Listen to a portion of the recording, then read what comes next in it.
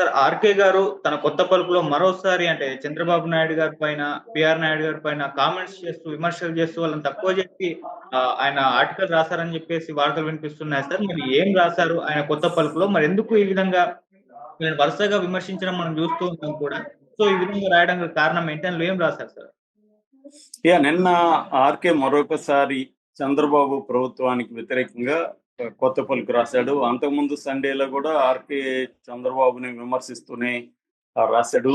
ఇప్పుడు డైరెక్ట్ గా ఆయన పవన్ కళ్యాణ్ కూడా రంగంలోకి దించాడు. నేను చాలా సార్లు చెప్తూనే ఉన్నాను, అనేక వీడియోల్లో నేను కూడా చెప్పాను. పవన్ కళ్యాణ్ ఎలాగా తన డామినేషన్ ను ప్రదర్శించుకోవడానికి, తనను తాను ఎలివేట్ చేసుకోవడానికి ఈ ఈ కూటమి ప్రభుత్వంలో జరిగే లోపాల్ని పవన్ కళ్యాణ్ ఎలాగా తెలివిగా ఉపయోగించుకుంటున్నాడు అనేది నేను చాలాసార్లు చెప్పాను.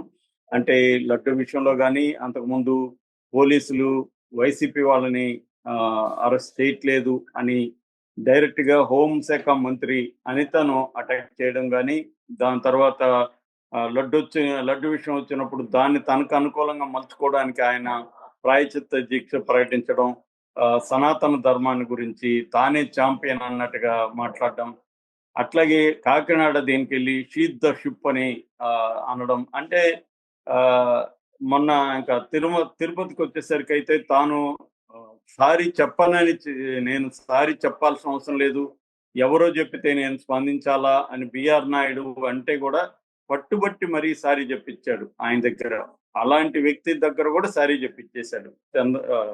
అంటే చంద్రబాబు తలొగ్గి సారీ చెప్పించేట్టుగా ఒప్పించాడు. అంటే పవన్ కళ్యాణ్ నేను అదేదో సామెత ఉంది కదా, సింహం ఎంటర్ కానంత వరకేరా, సింహం ఎంటర్ కానంత వరకు అన్ని జంతువులు విచ్చలవిడిగా ఎగురుతుంటాయి, ఒకసారి ఎంటర్ అయినాక ఇంకెవరు ఉండరు ఎక్కడని, ఫీల్డ్ అంతా నాదే అని. అలాగా పవన్ కళ్యాణ్ ఎంటర్ కానంత వరకు ఎవరెవరు అక్కడ అధికారం చెలాయిస్తుంటారు, కానీ ఒకసారి పవన్ కళ్యాణ్ సీన్లోకి ఎంటర్ అయితే అందరూ పక్కకు తప్పుకోవాల్సిందే అన్న ఒక మెసేజ్ ని ఆయన ఇచ్చాడు. సో దీన్నే రాధాకృష్ణ బలంగా పాయింట్ చేశాడు. అట్లాగే మామూలుగా జగన్ దగ్గర అధికారులందరూ ఎంత వినయంగా ఉంటారో మనం చూసాము.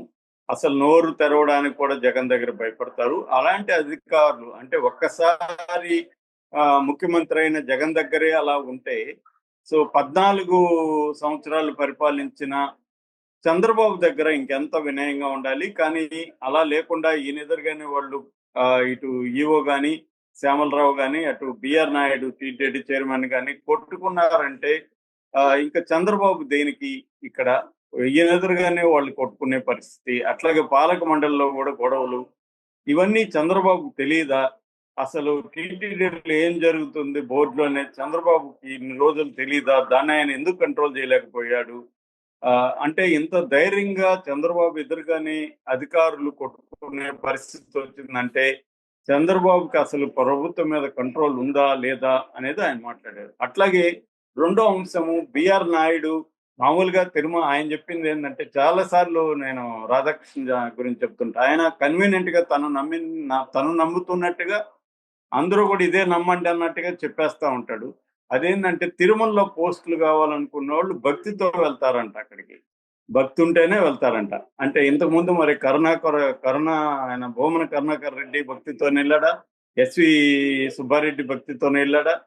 వాళ్ళు మీద కూడా ఈయన గతంలో రాశాడు కదా, వాళ్ళందరూ ఆ పదవిని ఎలా ఉపయోగించుకుంటారు? ఎవరైనా పదవి కోసం వెళ్తారు తప్ప భక్తి కోసం అయితే పదవి ఎందుకు? అసలు అక్కడ సేవ చేయడానికి అయితే పదవి ఎందుకు? ఎవరైనా పదవి ఆశించే వెళ్తారు. ఈయన కూడా పదవి ఆశించి ట్రై చేశాడు, ఈయనకి రాలేదు, బీఆర్ నాయుడికి ఇచ్చారు. ఎందుకంటే లోకేష్ బీఆర్ నాయుడిని ఇవ్వాలని పట్టుబట్టాడని. ఆ కక్ష ఈయనలో కనిపిస్తుందని చెప్తున్నారు. అందుకనే ఈయన ఇలా రాయడానికి కారణం ఈయనకి పదవులు ఇవ్వట్లేదనే కక్షతోనే రాస్తున్నాడు అనేది ఎక్కువ మంది చెప్తున్నారు. అది దీంట్లో క్లియర్ గా కనబడుతుంది.